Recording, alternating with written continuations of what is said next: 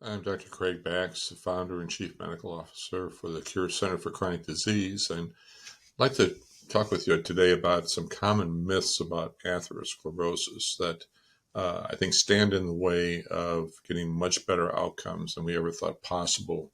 Um, I think myth number one is that if you live a healthy lifestyle, whatever that means in your own mind, that you're not going to have a heart attack or a stroke.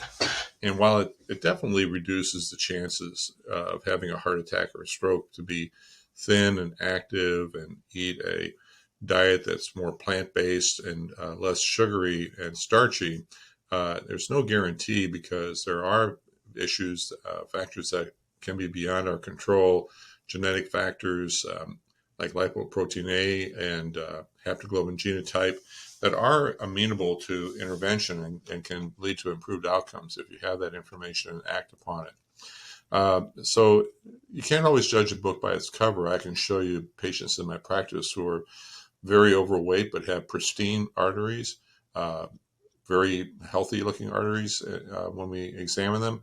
And I can show you individuals who appear to be the picture of health from the outside and yet have very extensive cardiovascular disease or may even have had a heart attack or a stroke in the past.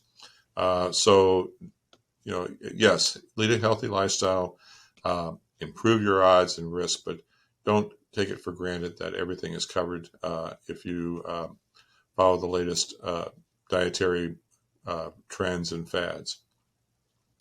I think myth number two is the idea that this disease is inevitably progressive and that it cannot be reversed.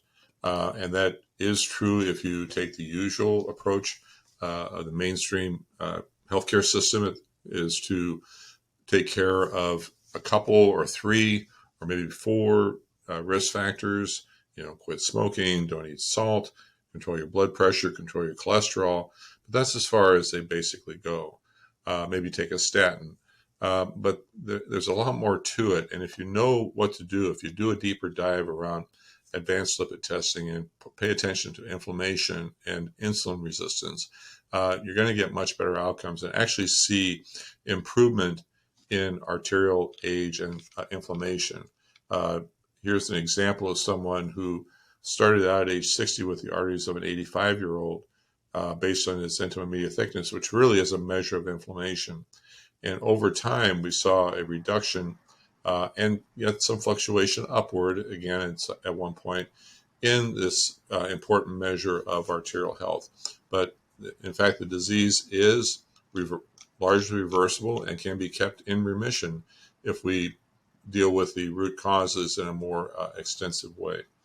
And then finally, the myth that cholesterol and a fat-heavy diet are cause of arterial disease and heart attacks and strokes. It turns out that that's actually completely the opposite of what is true. The number one driver of arterial inflammation is insulin resistance. And it's driven by our highly processed, sweet, starch, sugary, high fructose corn syrup based processed food, fast food diet in our sedentary lifestyle. So it turns out that a diet that has good fats in it is much healthier. By good fats, I mean olive oil for cold, coconut oil, avocado oil, macadamia oil for hot. But it really is quite striking when you look at the recommendations that come from the food pyramid, from the American Diabetes Association, from the American Heart Association. It makes you wonder whether they really want to get rid of these problems or maintain their frequency and impact so that they continue to have a reason to become more and more influential every year. Gives us some food for thought. And maybe myth number four is that the system really wants to see a decline in the frequency of these chronic conditions, when in fact they are not only the highest drivers of cost, they are also therefore the highest drivers of revenue for the system.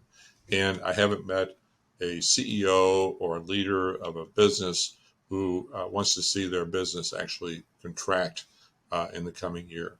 And so that's, I think, a myth we all ought to think twice about. Yeah, who really wants to lower healthcare costs? And the answer is virtually nobody when you get right down to it. So that, that'll give you something to think about. Thanks for listening.